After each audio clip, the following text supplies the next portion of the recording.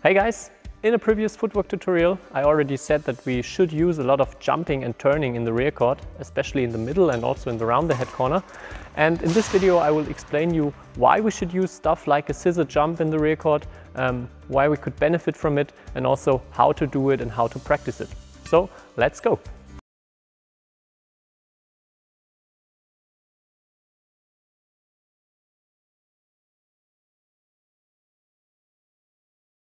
This tutorial about landing and recovery. I already said that the footwork in the corners should always support a fast recovery, should help us to get quickly out of the corner and move fast to reach the next shuttle or to get back to the center of the court. And on the other hand, it could also support in some cases the power in our shots, and both is the case here if we want to jump and turn in the rear court. On one hand, the turning of our body will increase the speed of our arm, so we will have more power in our shots if we jump and turn, and if we not only hit with the arm when we jump. And on the other hand, the turning will also give us a possibility to land and recover very, very fast, because we can get one leg behind our body. Now we will have a closer look at the important key points of a scissor jump when we go straight back to the rear court, and what we should focus on if we want to do that and want to practice that. A huge problem for beginners is that they do not turn their body, they run straight back, have the shoulder here in the front, and when they hit, they fall out of the court. So they lose like 1-2 steps, and then it's really hard to get back to the center, and they don't really get power into the shots. I can only do a really powerful and useful scissor jump from this position. So with for me as a right-handed person, with the left side pointing towards the net, arm behind me, and also the weight on my rear foot here on my right foot.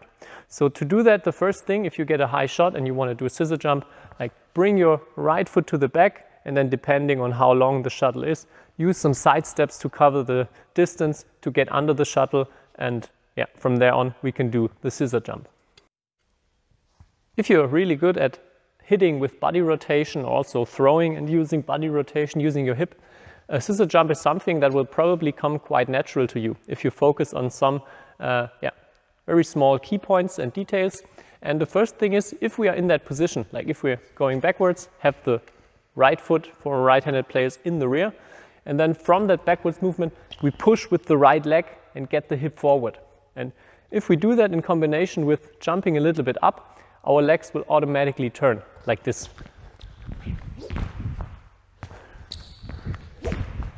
So have the weight on the right foot, push up, push the hip a little bit forward, and let the shot or your arm movement follow, and try to feel that you will automatically turn with the legs.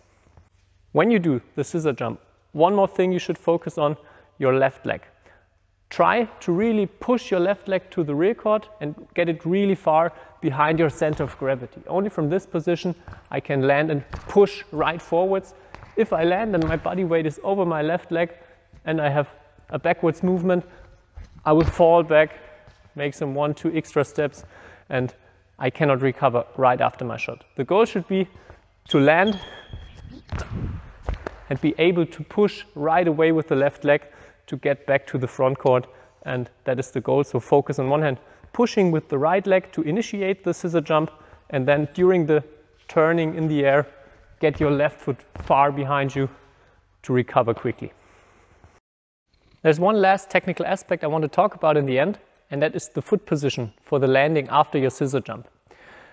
Some players, when they start doing a scissor jump and when they turn too far, and that brings them into a situation where it's hard to recover. So for example, I go back straight, do a scissor jump, and now if I turn that far and I want to go back forward again, now my right leg is in the way for the left leg that wants to go forward. So try to leave some space for the pushing leg in the rear.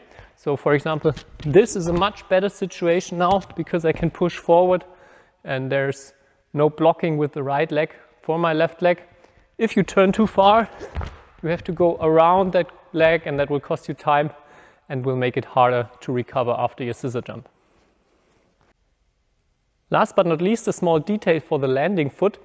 A lot of coaches will tell you that you have to turn the foot 90 degrees to the direction where you're going when you land. So when I do a scissor jump here, I have to land with the foot position like this. That is the case if you have a lot of speed, have a lot of pressure, then that position will help you to reduce your injury risk and will also help you to stop the movement immediately. If you don't have so much pressure, you can also land a little bit more, or should try to land a little bit more on the front foot, and you can also turn the foot a little bit inwards. If you look at some top players, that's what they're usually doing when they don't have so much pressure in the rear. They turn the foot position a little bit from here to this position. That usually helps them to bounce out of the corner a little bit faster and is a bit more efficient than always landing on the full foot and with the 90 degrees turning. So can also try that out, but keep in mind, if you have a lot of pressure, you should turn the foot 90 degrees to stop the movement and avoid injuries.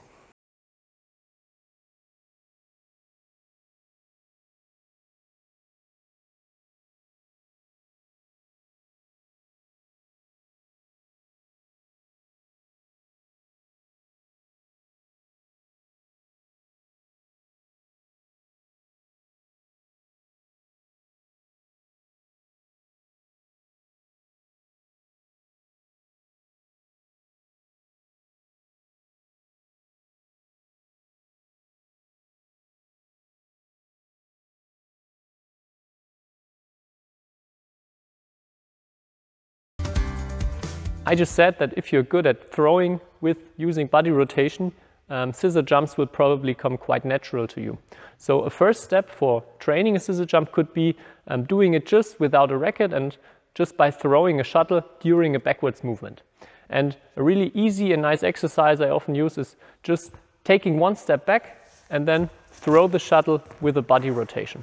In the beginning, you can do that without even jumping. So you only have a combination of steps with right to the back and then throwing, and then you get the left leg behind you and push forwards.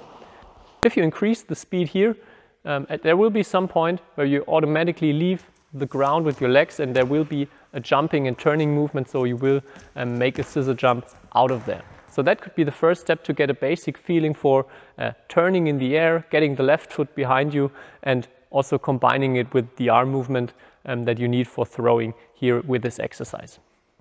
Another basic easy exercise with shuttle and racket is feeding one short and one long shot. And I would recommend you, there's one feeder, he's playing a short shot, you play it short back, and then he lifts the shuttle over you and give you also some pressure, so you have to move quickly to the rear court and then try to perform a scissor jump and follow up quickly. A good idea here is to play a smash from the rear court and the feeder plays a short defense. And now you have to try to get the defense as high as possible, so that will force you to get out of the corner quickly and also helps you to get a feedback about how fast did you recover after your scissor jump in the rear court. Next step is to do it without feeding but with a flying shuttle, and you can start out with really basic exercises on half court, and I think the probably most famous exercise here is lob, drop, net. So there are always 3 shots in a row, one plays a lob, the other one plays a drop, and then a short net shot back, and then so on, so on, so on. And there you can always focus on the backwards movement and the scissor jump that you perform during your drop shot. Of course, you can also use some different shot patterns, like also shot patterns where you have to use a clear or a smash in the rear court. But those patterns make it really easy to focus on the important key points in the technical movement. So before you do like open exercises where you don't know when the other one is playing a shot to your rear court, try to start out with stuff like that, where you always know, okay, now I have to go to the rear, perform a scissor jump. So then you can focus on the important key points like the hip pushing with the right leg in the rear, getting the left foot behind you and recovering quickly. Okay, so much for the scissor jump. I hope it will help you to get more power into your rear court shots and also help you to recover faster after those shots. And it's a really important technique if you want to have an efficient and fast footwork in the rear court. If you have further questions, just write it down in the comments and I would love to get back to you. It would be awesome if you leave a like and also subscribe to my channel, and see you next time for the next tutorial. Bye bye.